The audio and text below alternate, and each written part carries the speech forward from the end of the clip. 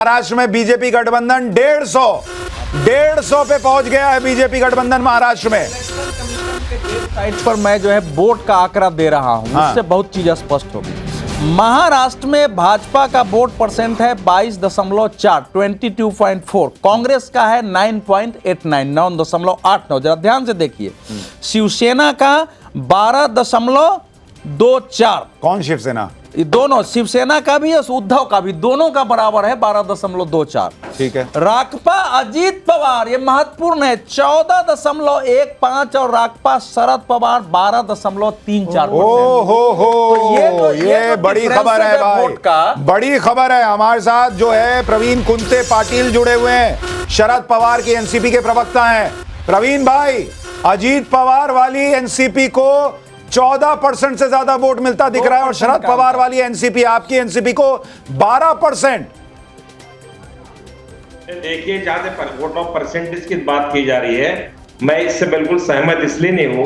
अभी थोड़े देर फिर से रुक जाइए आप सर। एक मिनट, एक और बड़ी खबर, महाराष्ट्र में रुझानों में बीजेपी अकेले 100 पर पहुंच गई है। महाराष्ट्र में बीजेपी 100, बीजेपी की सेंचुरी, और बीजेपी गठबंधन 152 है। ये देखिए, बीजेपी खुद अपने बूते 100 पर पहुंच गई है महाराष्ट्र में। शिवसेना शिंदे गुट 29, एनसीपी अजीत पवार गजब का परफॉर्मेंस 22 सीटें। और ये अपने आप में जबरदस्त खबर आ रही है कि अजीत पवार की पार्टी को शिंदे गुट की शिवसेना से भी ज्यादा वोट है और शरद पवार वाली एनसीपी से भी ज्यादा वोट है। अब बताइए सर, प्रवीण जी। देखिए, एनसीपी अजीत पवार की पार्टी के आधे से ज्यादा प्रत्याशी चुनाव हारने के कगार पर खड़ा। आपकी जानकारी के लिए मैं बताना चाहता हूं। सर, ये जानकारी कहां से आ रही है? हमारे पास नहीं आ रही है। देखिए, जहां मेरे पास पूरी जानकारी है, आधे से ज्यादा अजीत पवार गुट के उम्मीदवार चुनाव के कगार पर खड़े हैं। आप चुनाव के अंतिम नतीजे के आने के बाद में आपको ठीक से पता लग जाएगा कि एनसीपी। तो सर, वो अगर हार रहे हैं तो उनका वोट प्रतिशत कैसे बढ़ रहा है? देखिए, ऐसा है, 1 घंटे ईवीएम का चुनाव आ गया है। वोट परसेंटेज में बहुत ज्यादा उतार चढ़ाव तो मैं नहीं देखता हूं। इसीलिए अगर ये स्थिति है कि बीजेपी से कांग्रेस आधा से कम, उद्धव ठाकरे भी आधा से के आसपास और शरद पवार भी आधा के आसपास खड़े हैं, तो ये तो बड़ी बात है भाई। प्रेम कुमार जी को स्क्रीन पे लाइए। प्रेम कुमार जी, जिसको समझा नकारा वही बन रहा है जीत का सहारा। अजीत पवार को आपने कहा खत्म मामला है, वही कमजोर कड़ी है, वो तो मजबूत कड़ी दिखने लगे। देखिए, चुनाव आयोग की वेबसाइट में अभी बहुत ज़्यादा सीटों के आंकड़े नहीं आए हैं, लेकिन जितने कम आए हैं उसमें जो आंकड़े बता रहे हैं अवधेश जी, वो ठीक बता रहे हैं। और हम पहले भी कह रहे थे कि अजीत पवार वो हैं कमज़ोर कड़ी बता रहे थे। अगर अजीत पवार ने अपने आप का परफॉर्मेंस सुधार लिया तो निश्चित रूप से चुनाव परिणाम बदल जाएंगे। ये है, इस पर नज़र रखने की ज़रूरत है। लेकिन हम ये कहेंगे कि अभी इनिशियल है, बहुत कम सीटों का आया है चुनाव आयोग की वेबसाइट में भी। जब ज़्यादा सीटों का आएगा तब ये परसेंटेज जो है वो मायने रखेंगे, अभी मायने नहीं रखते। ठीक है। तहसीन पूनावाला, ये भी मुझे बताइए कि ये उद्धव ठाकरे जो है जी, अभी तो हम बात कर रहे हैं कि अजीत पवार जो हैं वो महायुति की कमजोर कड़ी है। क्या उद्धव ठाकरे महाविकास अघाड़ी की कमजोर कड़ी है?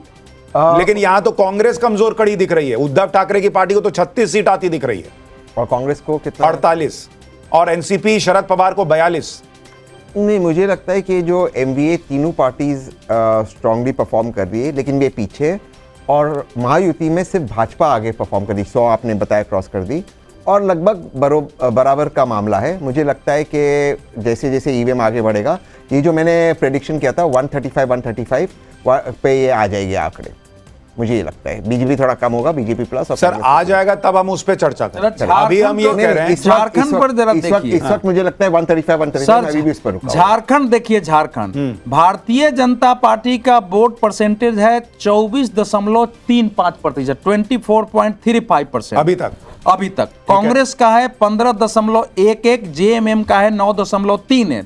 उनका जो आजसू है उसका 8.05 है, एलजेपी का 2 पॉइंट है और जेडीयू का 1 है। एक रिफ्रेश में बदल गया है थोड़ा आंकड़ा अवधेश जी, कि बीजेपी 29.45% अभी आया, और हाँ और कांग्रेस को 17.72 और जेएमएम को 13.41। तो ये इतना कम सीटों का है, ये हो नहीं सकता कि कांग्रेस को जेएमएम से ज्यादा वोट परसेंट आए, ये नहीं हो सकता। ये बहुत इनिशियल ये जितनी सीटों का आया है उसके हिसाब से बात हो रही है, तो ये अभी बदलेगा। लेकिन शुरुआती ट्रेंड क्या है उस पर चर्चा हो रही है कि भाई बीजेपी का वोट शेयर जो है वो लगातार दोनों ही जगहों पे, महाराष्ट्र में भी बढ़ा हुआ है, और आप देखिए महाराष्ट्र में बीजेपी गठबंधन गजब बढ़त बना रही है भाई।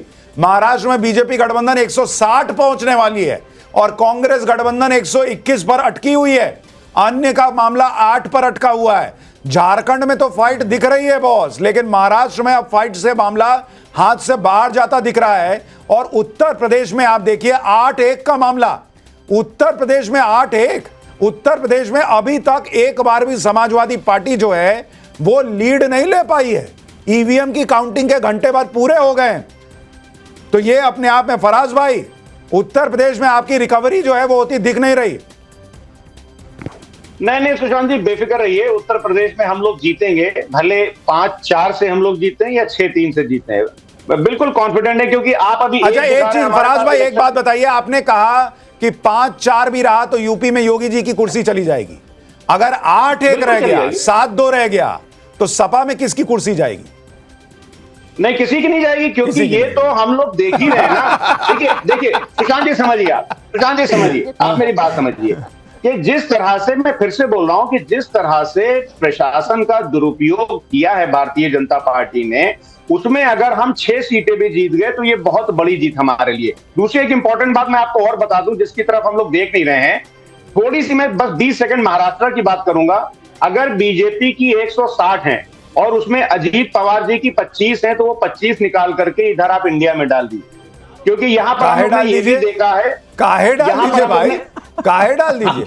हमको लखनऊ में बैठ करके कांग्रेस में डालना, क्यों डाल दीजिए भाई? लखनऊ में बैठ करके कांग्रेस में, आप कह रहे हैं डाल दीजिए, कांग्रेस में डाल दे। सुन लीजिए। आप गलत बोल रहे बाबू, आप सर ऐसा नहीं बोलता है, गठबंधन में लड़ रहे हैं, आपको उठा के डाल दीजिए। तो दूसरी तरफ से शिवसेना उद्धव का इधर कांग्रेस में लिख दो, उधर वाले को इधर डाल दीजिए। अगर सुशांत जी मुझे बोलने नहीं देंगे तो फिर क्या फायदा है? देखिए ऐसे नहीं होगा। एक और बड़ी खबर आपको बता दूं, सुनिए सर, सुनिए एक और बड़ी खबर। महाराष्ट्र में पिछली बार बीजेपी को 105 सीटें आई थी, बीजेपी अपने बूते 105 पर फिर पहुंच गई है। सीएम और डिप्टी सीएम यानी एकनाथ शिंदे और देवेंद्र फडणवीस दोनों आगे चल रहे हैं। महाराष्ट्र में महायुति की गाड़ी रुकती भी नहीं दिख रही बॉस। 164 बोलते बोलते 164, बीजेपी 105, शिवसेना शिंदे गुट 34 और एनसीपी जो है वो 24 सीट पर बढ़त बनाए हुए है। आरपीआई को 1 सीट पर बढ़त है। कांग्रेस जो है वो मात्र 44 सीटों पर आगे चल रही है।